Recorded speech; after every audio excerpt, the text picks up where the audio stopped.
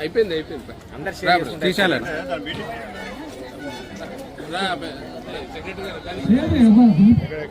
మా వాయిస్ అందరికి వినపడుతుందా? మొత్తం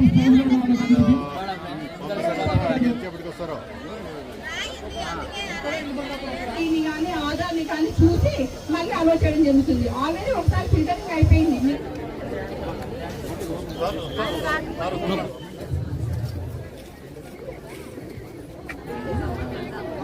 మా పంచాయత్ సెక్రటరీ గారు 500 ఇంకా ఎక్కువ వచ్చారు. ఇక్కడ ప్రజాభిప్రాయం ప్రొద్దుటూరు మున్సిపాలిటీలో అది విస్తరిస్తుంది కాబట్టి 5 గ్రామ పంచాయతీలని కలపడానికి గవర్నమెంట్ వాళ్ళు గ్రామ సభలు 5 గ్రామ పంచాయతీలో గ్రామ సభలు నిర్వహించమని కోరుతున్నారు. దీని ప్రకారంగా మిగతా 3 చోట్ల గ్రామ సభ అనేది జరిగింది. మన తోటపల్లిలో కూడా జరిగింది. బట్ అది రద్దు చేసి వాయిదా వేయడం జరిగింది. ఈరోజు మళ్ళీ నిర్వహిస్తున్నాము. సోమవారిపల్లిలో 30వ తేదీ జరుగుతుంది. మరి మున్సిపాలిటీలో కలవాలనా లేదా అనేది గ్రామ ప్రజల అభిప్రాయం మేరకు జరుగుతుంది. మరి అంటే ఈ యొక్క గ్రామ సభ అభిప్రాయాన్ని మేము ప్రభుత్వానికి తెలియజేస్తాం. రూరల్లో ఉంటే ఎలా ఉంటుంది, లేకపోతే అర్బన్లో కలిస్తే మనకి ఏంటి, దేనికైనా సరే మంచి ఉంటుందండి. రెండింటిలో మంచి ఉంటుంది. అది మీ అభిప్రాయం, ఈ యొక్క గ్రామ ప్రజల యొక్క అభిప్రాయం. దీని గురించి మాట్లాడడానికి ఫస్ట్ అధికారులుగా 4 నుంచి 6 మంది మాత్రమే మాట్లాడే అవకాశం ఇస్తాం చర్చించడానికి. అయితే చర్చించేటప్పుడు ఎవ్వరు కూడా ఎటువంటి వివాదాస్పద వ్యాఖ్యలు చేయకూడదు. పంచాయతీ నుంచి విడిపోయి పొద్దుటూరు మున్సిపాలిటీలో కలవబోతున్నాము కాబట్టి మీరందరూ కూడా కలిస్తే మంచిదా లేదా ఉంటే బాగుంటుందా అనే విషయం కూడా మీకు విషయం తెలుసు. ఎట్లా అయితే బాగుంటుంది విషయం కూడా తెలుసు. ప్లస్ ఇంకా ఏంటంటే ఇక్కడ అధికారులు ఉన్నారు, మున్సిపల్ ఉన్నారు, సార్ కూడా చెప్తారు. అంటే కొంతమందికి అపోహలు ఉన్నాయి, మున్సిపాలిటీలో అయితే పనులు ఎక్కువ పడతాయని చెప్పేసి. ఆ విషయం కూడా సార్ చెప్తారు మీకు. ఇంకా ఏ విషయాల్లో మనం బెనిఫిట్ పొందుతున్న విషయం కూడా చెప్తారు. ఇంకా కొన్ని విషయాల్లో మామూలే ఏంటి, సర్పంచ్ దగ్గర ఉంటారు. మనకి సర్పంచ్ అనే కాదు, గ్రామ పంచాయతీ దగ్గరగా ఉంటారు. ఏదైనా విషయం మనకి అవసరం వస్తే వెంటనే సర్పంచ్ మనం మాట్లాడచ్చు. కానీ కొంచెం కార్పొరేషన్ అయితే కొంచెము వ్యవస్థ కొంచెం దూరంగా ఉంటుంది. అయినప్పటికీ మనకి కార్పొరేటర్స్ ఉంటారు, కార్పొరేషన్ అయితే లేదంటే కౌన్సిలర్ ఉంటారు మున్సిపాలిటీ అయితే. సో అక్కడ కూడా మీకు 2 విధాలుగా లాభాలు నష్టాలు 2 ఉంటాయి. పంచాయతీలో ఉన్నప్పుడు లాభం ఉంటుంది, నష్టం ఉంటుంది. మున్సిపాలిటీకి వెళ్ళినప్పుడు లాభం ఉంటుంది, నష్టం ఉంటుంది. కాబట్టి ఈ విషయం మీద మీకు ఏమన్నా డౌట్స్ ఉంటే, ఇంకా మీరు ఖచ్చితంగా నిర్ణయం తీసుకోలేకపోతే డౌట్స్ ఉంటే కూడా అడగచ్చు. అడిగి డిస్కస్ చేసుకున్న తర్వాత మీకు ఏది మంచి అనిపిస్తే అదే చేయండి. ఎవరి యొక్క ప్రోత్సాహం లేదు, మీరు ఎవరి విషయం ఎవరి కోసమో చేయాల్సిన పని లేదు. మీకేం తెలుస్తుంది, ఎట్లా ఉంటే మీకు బాగుంటుంది అని మీరు నిర్ణయం తీసుకున్నా ఆ నిర్ణయాన్నే మీరు తెలియజేయండి. మనందరికీ తెలిసి ఈరోజు గ్రామ సభలో మన ప్రజాభిప్రాయం కోసము ఇక్కడ అందరికీ వచ్చారు. అంటే కొత్తపల్లి పంచాయతీని మున్సిపాలిటీలో విలీనం చేసి ఆడ ప్రొద్దుటూరుని కార్పొరేషన్గా చేయాలని ఒక నిర్ణయం తీసుకుంటున్నారు. దానిలో మీ అభిప్రాయం ఏమిటనేది మీరు తెలియజేయాల్సిందిగా నేను కోరుకుంటున్నాను. నేను నా అభిప్రాయం చెప్పాలనుకుంటున్నాను. మీరు ఇప్పుడు పన్నులు కడుతూ ఉంటారు, పన్నులు అనేవి కూడా అధికమవుతాయని కూడా మనం అందరం చెప్పుకున్నాము. అలాగే ఖాళీ స్థలాలు ఉన్నా కూడా మీరు పన్నులు కట్టాల్సి ఉంటుంది. ముఖ్యంగా అమృతానగర్ వాసులు ఇప్పటి వరకు మీరు పంచాయతీలో ఏ పన్నులు కట్టడం లేదు. మీరు కార్పొరేషన్కి వెళ్తే అక్కడ కూడా పన్నులు కట్టాల్సి ఉంటుంది. అలాగే ముఖ్యంగా పెన్షన్లన్నీ ఇప్పుడు మీరు 1000 చదరపు అడుగుల వరకు కింద ఇల్లు ఉన్నా కానీ, అంటే పైన కింద కలిపి కూడా 1000 చదరపు అడుగులైనా కూడా మీకు పెన్షన్లు పోయే అవకాశం అయితే ఉంటుంది. సో ఇది కూడా మీరు గమనించాల్సి ఉంటుంది. కడప కార్పొరేషన్లో చుట్టుపక్కల గ్రామాలన్నీ కూడా చాలా సంవత్సరాల క్రితమే కలిపారు. మరి ఆ గ్రామాలన్నీ ఎంతవరకు అభివృద్ధి చెందాయనేది కూడా మీరు తెలుసుకోవాలి. ఇప్పుడు మన గ్రామాలన్నీ వెళ్ళి మున్సిపాలిటీలో కలిస్తే ఏ విధంగా అభివృద్ధి చెందుతాయి, ముందు మనకు అక్కడ పనులు ఎలా జరుగుతాయి, పరిపాలన తొందరగా అవుతుందా, ఆలస్యం అవుతుందా, ఇవన్నీ మీరు డెసిషన్ తీసుకోవాల్సి ఉంటుంది. సో నేను కొత్తపల్లి గ్రామ పంచాయతీ ప్రజలందరికీ రిక్వెస్ట్ చేసుకుంటున్నానండి, మీ అభిప్రాయాన్ని మీ స్వచ్ఛందంగా ముందుకు ఇంతమంది వచ్చినందుకు కూడా నేను అందరికీ ధన్యవాదాలు తెలియజేసుకుంటున్నాను. ఎక్కడ మనం హడావిడి లేకుండా మన ప్రాంతాన్ని మన పంచాయతీలో ఉంచుకునేందుకు మీరంతా ట్రై చేయాలని అందరినీ మనస్ఫూర్తిగా కోరుకుంటున్నాను. ధన్యవాదాలు. నా పేరు కోలిరెడ్డి సూచనగారెడ్డి, కొత్తపల్లి మేజర్ గ్రామ పంచాయతీ జిల్లా సర్పంచ్. మీకు అందరికీ తెలుసు గ్రామ పంచాయతీ ఉంటే ఎట్లుంటుంది, మున్సిపాలిటీలో ఉంటే ఎట్లుంటుంది అనేది. గ్రామ పంచాయతీలో ఇప్పుడు ఉన్నటువంటి సిచ్యువేషన్లో 24 గంటలు వాటర్ వస్తుంది. అదే మున్సిపాలిటీలో అయితే 2 రోజుల తర్వాత నీళ్ళు వస్తుంటాయి. అలాంటి మున్సిపాలిటీ ఇంతవరకు డెవలప్ కాలేదు. మన పంచాయతీ ఎంత డెవలప్ అయింది మేము సర్పంచ్ అయినప్పుడు కొందరు అంటారు, అవన్నీ ఏం లేదు, బాగా చేశాము, బాగుంటుంది. కొత్తపల్లి పంచాయతీ ఇప్పుడు రాబో రోజుల్లో రూపన్ గ్రామ పంచాయతీ అవుతుంది. అనేకమైనటువంటి నిధులు వస్తాయి, అన్ని పనులు చేసుకోవచ్చు. మనము ఇక్కడ ఉంటే ఎవరైనా కానీ అర్ధరాత్రి అయినా వచ్చి సర్పంచ్ ఎవరున్నా, వార్డు మెంబర్ ఎవరున్నా కనుక మీరు ఇంటికి వచ్చి అడగచ్చు. అదే మున్సిపాలిటీలో అయితే ఎక్కడో పోయి ఒకరో వాటర్ రావాలంటే అడగాలంటే ఎవరినో అడగాలి, ఒక 50,000 రూపాయలు పనులు చేసుకోవాలంటే ఎవరినో అడగాలి. అదన్నీ కాదు. మనకు ఖచ్చితంగా మన గ్రామ పంచాయతీ ఉంటే ఎవరు ఉన్నా కూడా, పాలకులు ఎవరున్నా కూడా బాగా మంచి జరుగుతారని చెప్పి తెలియజేసుకుంటున్నాను. మీరు అందరూ మా ముందు అధికారులు చెప్పినట్టు లెఫ్ట్ సైడు ఒకటి, రైట్ సైడు మీకు ఏదైనా తెలియకపోతే అక్కడ ఉన్నటువంటి వాళ్ళని అడగండి. మేము పంచాయతీకి వేయాలా, మున్సిపాలిటీకి వేయాలా అనేది మీరు అక్కడ మీకు తెలియకపోతే కనుక ప్రతి ఒక్కరూ కూడా అక్కడ ఉన్నటువంటి అధికారులను అడగండి, వాళ్ళు చెప్తారు. ఇబ్బంది లేదు, ఏం లేదుమా. మీరందరూ ప్రతి ఒక్కరు కూడా సద్వినియోగం చేసుకొని, నేను చెప్పేది పంచాయతీ వల్ల ఇలా లాభాలు ఉంటాయి, మున్సిపాలిటీ వల్ల ఇలా నష్టాలు ఉంటాయి అనేది కూడా నేను చెప్పినాను. ఎందుకంటే సర్పంచ్గా పనిచేశాను, నా శక్తికి మించినంత వరకు పనిచేశాను. కావున మున్సిపాలిటీలో చాలా ఇబ్బంది జరుగుతుంది. ఇంటి పన్నులు విపరీతంగా పెరుగుతాయి. ఇప్పుడు మున్సిపాలిటీలో చేస్తే లాభాలు ఉంటాయంటారు. మున్సిపాలిటీని అధోగతిగా ఉంది. ఇప్పుడు దాంట్లో వాటర్ వచ్చేది లేదు, డ్రైనేజీ లేదు, ఏ సిస్టమ్ లేదన్నమాట. అంటే ఏం చేస్తారు, అది ఫండ్స్ ఉండవు. మన పంచాయతీలో మన సొంత ఫండ్స్ ఉంటాయి. కావున నేను చెప్పేది ఏమంటే ప్రతి ఒక్కరు కూడా ఆలోచన చేసి పంచాయతీ అయితే ఎట్లా, మున్సిపాలిటీ అయితే ఎట్లా అని చెప్పి మీకు ఒకవేళ తెలియకపోతే కనుక అక్కడ ఉన్నటువంటి అధికారులను అడిగి, మంచి వాళ్ళని పెట్టారు మేడం గారు, వాళ్ళని అడగండి, వాళ్ళు చెప్తారు. మీరు అక్కడే సంతకం చేసి మీరు మీ పని ముగించుకొని బయలుదేరండి. మన ఇంటికి టైం అయింది కనుక మీకోసం తొందరగా ముగించి తొందరలోనే 4 కౌంటర్లు పెట్టారు మేడం గారు. మంచి సంతోషమైనటువంటి వార్త. మంచిది. నా పేరు నూర్జహాన్ అండి, TCSR colony, Noorjahan TCSR colony, ex councillor. మన పంచాయతీ ఎప్పుడు 20 ఏళ్ల క్రితమే మన కడపలో కార్పొరేషన్ అయినప్పుడే మన పంచాయతీ కార్పొరేషన్ కావాల్సింది. 20 ఏళ్ల నుంచి ఇది పెండింగ్ పడింది. ఇప్పుడు ఎందుకంటే మనకు కార్పొరేషన్ అయితేనే మనకు మంచిదని నా అభిప్రాయము. ఎందుకంటే కొన్ని అపోహలు ఉన్నాయి.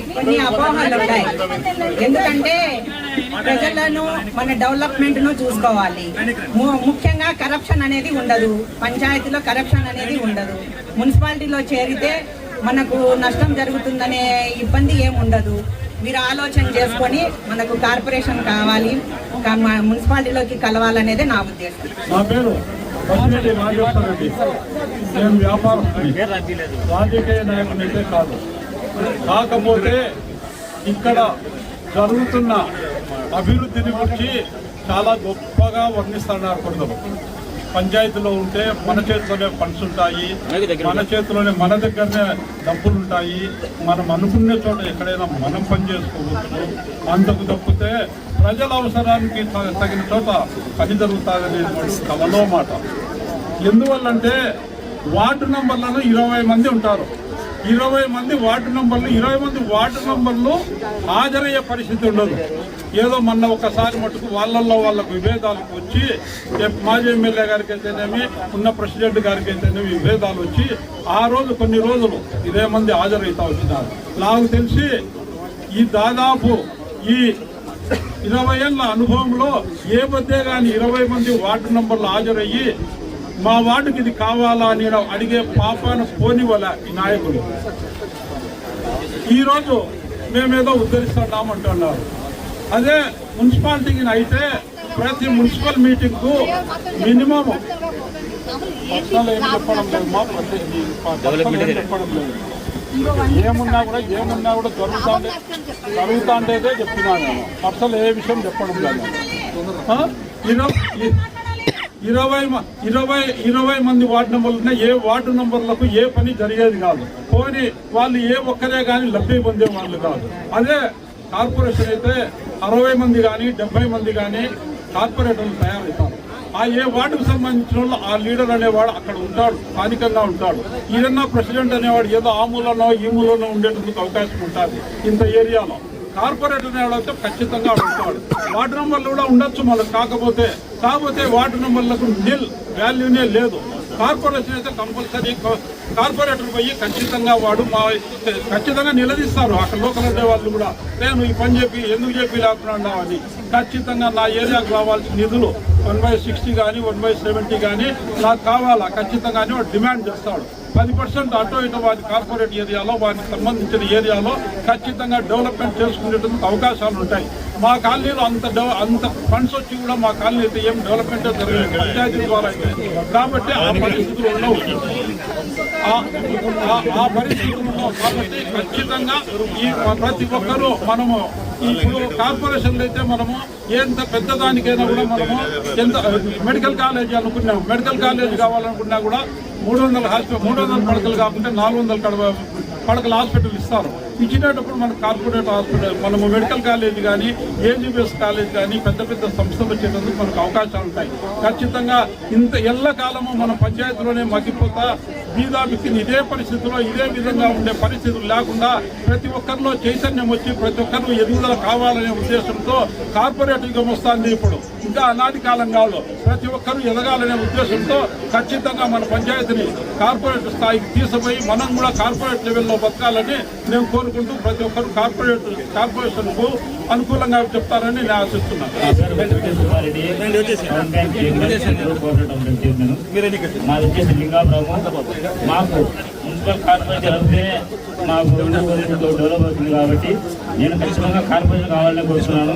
ఎందుకంటే నేను ఒక టౌన్ బ్యాంక్ చైర్మన్ కావండి మున్సిపాలిటీ వరకు మేము లోన్ ఇచ్చేదానికి ఉంది కానీ ఇక్కడ దాటించడానికి మేము లోన్ ఇచ్చలేదు. అదే కార్పొరేషన్ అయిందనుకో పేదవారికి కూడా లోన్ ఇచ్చి వాళ్ళ అవసరాలు తీర్చడానికి మాటువంటి బ్యాంకులు ఎంతో ఉపయోగకరంగా ఉంటుంది. కాబట్టి మాకు కార్పొరేషన్ అయితే అన్ని విధాలా బాగుంటుందని చెప్పి నేను కోరుకుంటున్నాను. నా అభిప్రాయం వచ్చేసి కార్పొరేషన్ కావాలని చెబుతున్నాను. కొత్తపల్లి గ్రామ పురజనులందరికీ కూడా నమస్కారం.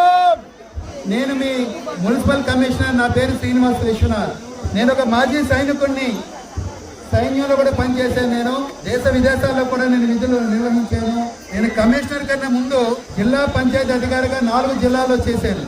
అంటే గ్రామీణ ప్రాంతంలో ప్రజల జీవన విధానం ఎలాగ ఉంటుంది, గ్రామీణ ప్రాంతాల్లో ప్రభుత్వం అమలు చేస్తున్న సంక్షేమ అభివృద్ధి కార్యక్రమాలు ఏ విధంగా ఉంటాయి, గ్రామీణ ప్రాంతాల్లోని ప్రజలకు పన్నులు ఏ విధంగా కట్టవలసి ఉంటుంది, గ్రామీణ ప్రాంతాల్లో ఉన్నటువంటి లాభాలు నష్టాలు ఏ విధంగా ఉంటాయి అని చెప్పి ప్రత్యక్షంగా తెలిసినటువంటి వ్యక్తిని. నాకు 20 సంవత్సరాలు పంచాయతీరాజ్ డిపార్ట్మెంట్ లో నాకు అనుభవం ఉంది. నేను పంచాయతీ ఆఫీసర్ గా పనిచేశాను కాబట్టి, మున్సిపాలిటీలో పనిచేస్తాను కాబట్టి నాకు రెండింటి మీద అవగాహన ఉంది, న్యాయం చేయగలనన్న విషయం కూడా నాకు ఉంది. మేము మీ అందరికీ నేను ముఖ్యంగా తీసుకొచ్చే అవగాహన ఏంటంటే పట్టణాలలోని మనకి త్రాగునీరు సమస్య ఉంటుంది అన్న విషయం మాత్రం అది ఎక్కడా కూడా ఉండొచ్చు, ఉండకపోవచ్చు. అది మీ అభిప్రాయానికి మీకు వచ్చి పెడతా ఉన్నాం.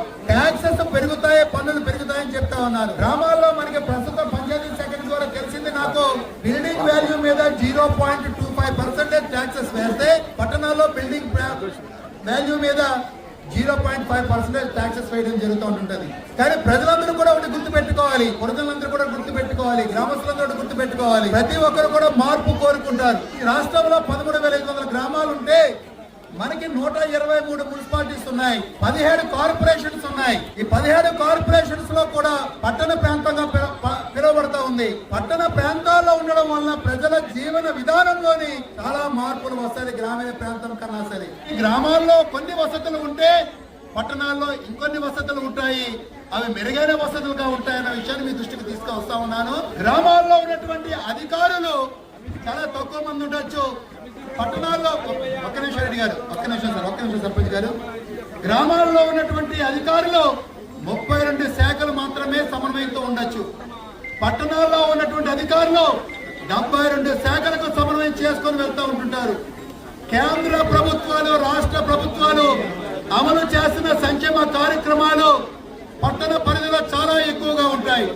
అందుకనే మెట్రోపాలిటన్ సిటీగా, కాస్మోపాలిటన్ సిటీస్ గా, కార్పొరేషన్స్ గా రూపాంతరం ఎందుకు చెందుతాయంటే ప్రజలు మార్పు కోరుకుంటారు కాబట్టి. సో ఈ రోజు ఇక్కడ జరిగే ప్రజా కార్యక్రమం ఏంటి, మన పంచాయతీని మున్సిపాలిటీలో విలీనం చెయ్యాలా వద్దా అని చెప్పి, అవునా కదా చెప్పండి. దాని మీద కదా ప్రజాభిప్రాయం, చెయ్యాలా లేదా అన్న దాని మీద మాత్రమే మనకు అవగాహన కల్పించాలనే ఉద్దేశంతో చెప్తా ఉన్నాం. సో పన్నుల విషయంలో కానీ, ప్రభుత్వం అమలు చేస్తున్న సంక్షేమ అభివృద్ధి కార్యక్రమాల్లో కానీ అవినీతి విషయంలో కానీ ఉద్యోగస్తులు నిర్వర్తించే విధుల విషయంలో కానీ ఎక్కడ కూడా పట్టణ ప్రాంతాల్లో తక్కువ ఉంటుంది అన్న అపోహ మాత్రం ఎక్కడా దయచేసి పెట్టుకోవద్దు. అక్కడ కూడా ఉన్నది ప్రభుత్వమే, ఇక్కడ కూడా ఉన్నది ప్రభుత్వమే. రెండింటికి ఉన్నది కూడా మన రాష్ట్ర ప్రభుత్వం, ముఖ్యమంత్రి గారు, లేక మనకి గవర్నర్ గారు, లేక డిప్యూటీ సీఎం గారు, శాఖ అధిపతుల ద్వారానే ఈ రాష్ట్ర ప్రభుత్వం ప్రజాస్వామ్యబద్ధంగా పరిపాలన జరుగుతూ ఉంటుంది. సో దయచేసి ఇక్కడ వచ్చినటువంటి వాళ్ళందరినీ కూడా కోరుతా ఉన్నాం.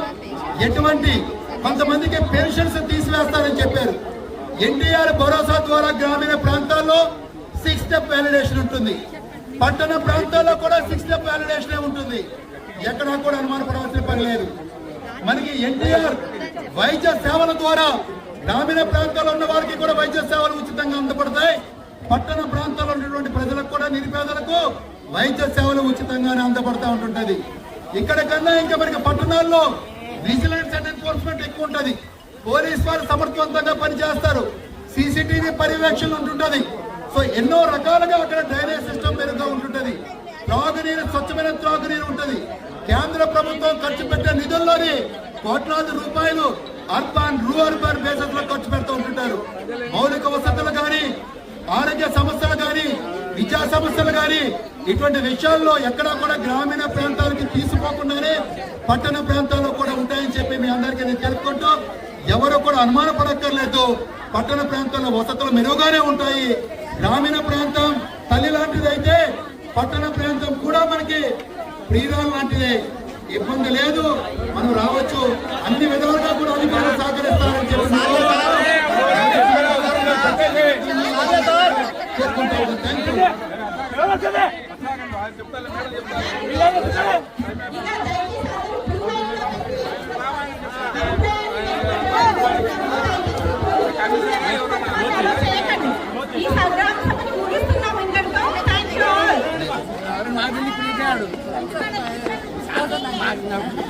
అన్నకంటే ఎక్కువ సార్ మేము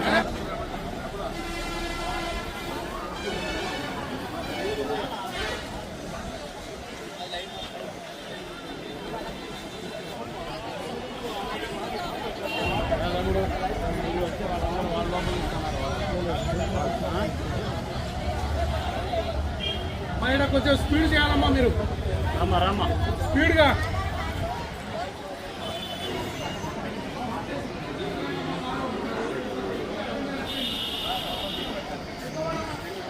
సార్ వీడియో తీసుకుని లేదు అంత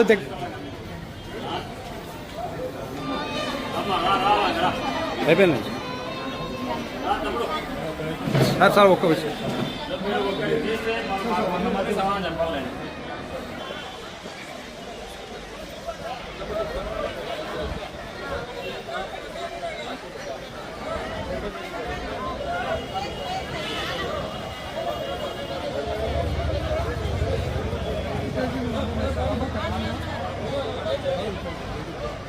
మమ్మల్ని రాదు.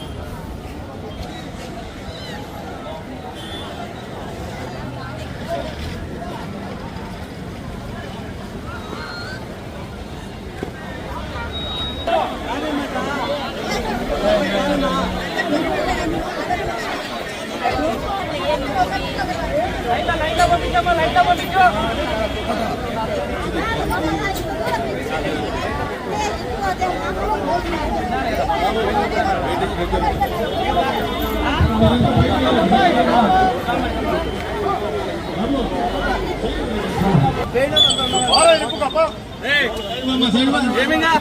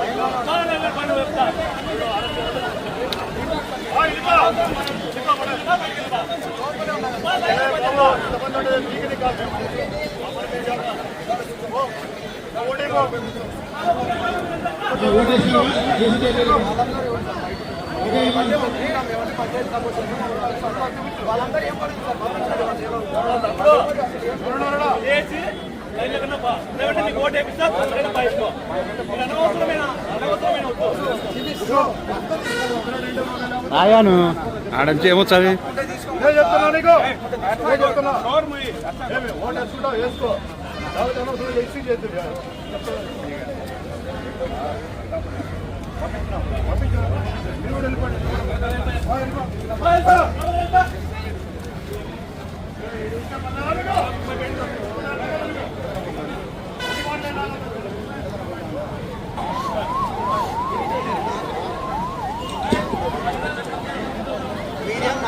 చెట్టు కింద